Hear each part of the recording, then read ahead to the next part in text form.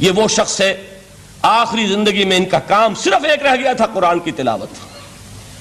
بڑے بڑے فلسفی ملنے آتے تھے علامہ اقبال سے ملنے، وہ سمجھتے تھے بڑی لائبریری ہوگی، جیسے بڑے وکیل اس کی لائبریری آپ کو معلوم ہے کتنی جلدیں رکھی ہوں گی، خوبصورت جلدیں بنی ہوئی، ایسے ہی کوئی بڑا فلسفی، بڑا پروفیسر، اس کی سٹڈی، اس کی کتابیں بڑی مروب کن ہونی چاہیے۔ لیکن علامہ اقبال کے ہاں سب کتابیں اٹھوا دی تھی انہوں نے، صرف ایک کتاب رہ گئی۔ اور سید نذیر نیازی کا نام آپ نے سنا ہوگا، انہوں نے جب یہ گواہی دی ہے، یہ واقعہ شاید آپ کے علم میں نہ آیا ہو، یہ بہت اہم واقعہ ہے۔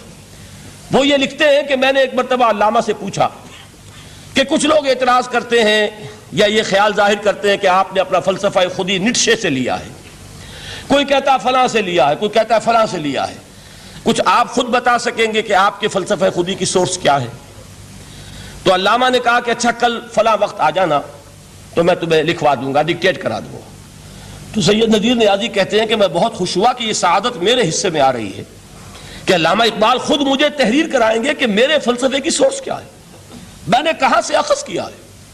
دوسرے روز وہ گئے، حاضر ہوئے، بڑے ہی ارمانوں کے ساتھ پینسل اور کاپی لے کر بیٹھے۔ علامہ نے فرمایا ذرا قرآن مجید نکال لاؤ۔ وہ قرآن مجید لائے، حیران ہوئے، یہ فلسفے کا سورس مجھے ڈکٹیٹ کرانے چلے تھے، یہ قرآن مجید کہہ رہے۔ کہا کہ ذرا سورۃ الحشر اس کا آخری رکوع، وَلَا تَكُونُوا كَالَّذِينَ نَسُوا اللَّهَ فَأَنسَاهُمْ أَنفُسَهُمْ أُولَٰئِكَ هُمُ الْفَاسِقُونَ۔ اے لوگوں، ان لوگوں کے مانند نہ ہو جانا جنہوں نے اللہ کو بھلا دیا، تو اللہ نے انہیں اپنی خودی سے غافل کر دیا، اپنے آپ سے بیگانہ بنا دیا، یہی ہیں لوگ جو فاسق ہیں۔ علامہ نے کہا میرے فلسفے کی سورس یہ میں آپ کو بتانا چاہتا ہوں۔ اس معنی میں میں کہتا ہوں کہ اس دور میں علامہ اقبال کی شخصیت کو میں اعجاز قرآن کا سب سے بڑا مظہر سمجھتا ہوں۔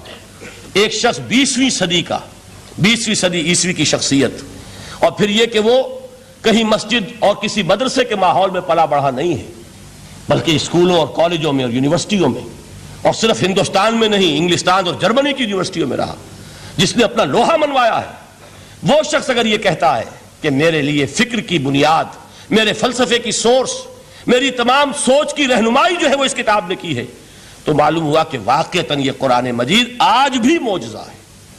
یہ بات تو ہوئی فلسفے اور فکر کے اعتبار سے۔ دوسرا پہلو جو اپلائیڈ پہلو ہے، اس دور کے اعتبار سے وہ اہم تر ہو گیا ہے۔ انسان کے لیے جو پیچیدہ تمدنی مسائل ہیں، سیاسی مسائل کو کیسے حل کیا جائے،